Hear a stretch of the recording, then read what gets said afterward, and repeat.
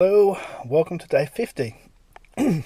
Well, as you see, yesterday I sort of inked this page, and today I've fatted it and put a hint of a background in there. I don't want to get into a situation where I'm drawing detailed backgrounds to every panel, because I also want to work at some kind of pace. And I also think that they distract too much from the foreground if the background is as equally detailed. So I've kept the backgrounds fairly straight, fairly simplistic. You know, the hint of the stairs, hint of the alcove of the fridge in there. This panel is just a colour. I might change the colour. I might change the colour to red.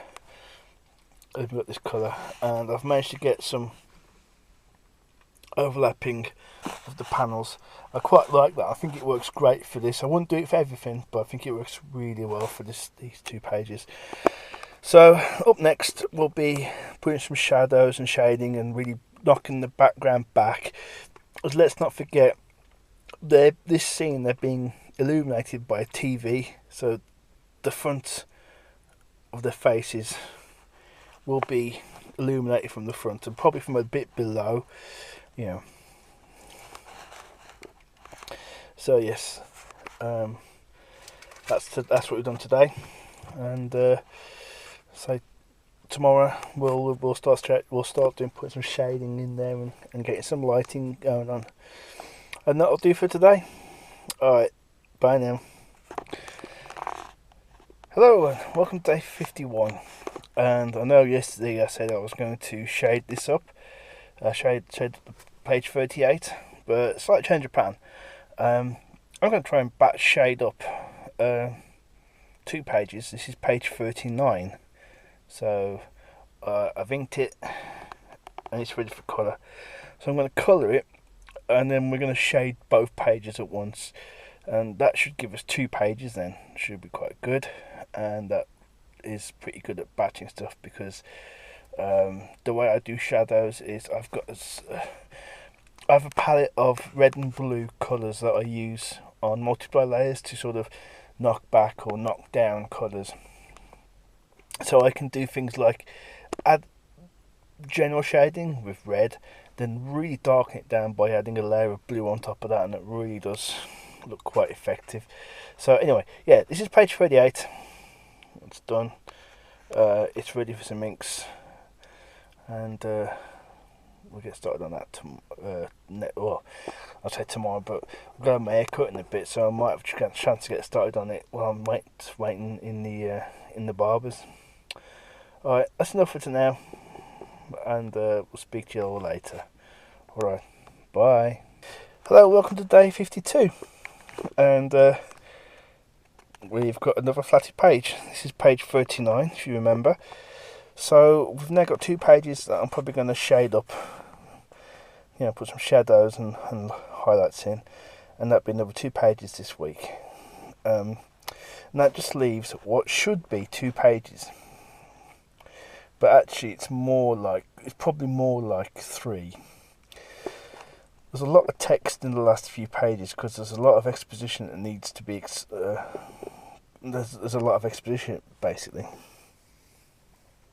So what I've done is I've laid out some text, and I'll be using that to sort of work out how much text I can comfortably get on the page without it just being a wall of text. So when I come to do page 40 and 41, possibly 42, I'll know how much room I've got to play with. Normally I just leave a lot of space. I'll draw a nice big bubble and say, okay, when text is going in there, it should fit, and usually it does. There's not usually a problem with that. And because there's so much text in these next 2 pages, I need to make sure that that it doesn't bog the reader down. So I've split sentences up into 2, so you have, instead of a conversation happening over 2 panels, it might happen over 4. And refactoring the text so you say the same thing with less words. So I'm sort of doing that at the moment to try and get something that's just not a wall of text. I don't want a wall of text. I want people to understand what's going on, but I don't want them to spend all day reading one page. That'll do for now. Say tomorrow, when I get on half hour, I will start shading these pages in. So that's going to be interesting. Alright, that'll do for now. Alright, see you later. Alright, bye.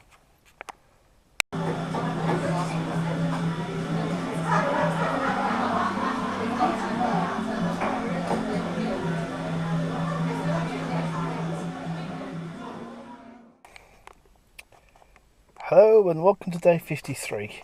You're currently looking at page 39, and I started to put some shading on there,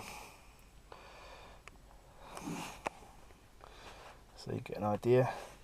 It looks a bit rough and ready because I tend to, the way I do shading is I have a layer set to multiply, and I've got a palette of shadow colours that I will apply to make the shading, and I apply it very rough and ready, and then I tidy it up with an eraser. So anyway, as you know, if you remember, I'm shading these 38 and 39 at the same time. So this is 39. This is page 38. We need to add some more bits and bobs. It's got weird, the shading. The shading's quite, the shadow layer is quite prominent. You know, the visibility of this layer is quite prominent. Let me just drop that down a little bit to what it's most likely to be, something like that. So that's a bit better. Okay, so that's it's more likely to be. There's some more shading in there. Really want to knock the background back, put some dark shadows everywhere, because in this scene it's being effectively illuminated by a TV screen. So I need to make sure that I do that. Weekend's going to be an interesting one. We've got a family reunion tomorrow, so that's going to tie up most of the day. You know, we're supposed to get there for, I don't know, 2:30. It's in Tamworth, so we have to drive a fair bit for that. And of course Sunday is it's Mother's Day, so obviously I'll be lavishing attention on my wife on proxy for our daughter, who's too young to do that stuff. And also because it's Mother's Day, you know. Yeah, it should be interesting. It's going to be an interesting day tomorrow. I'm looking forward to seeing a lot of my family. I've not seen them since Christmas, so yeah, it should be good. Anyway, that's where we're at the moment. Shading work continues apace on the shading. I think these 2 pages are looking great, and that'll do for today. And that's a Friday. It's another week, and yeah, that'll do for now. All right, bye.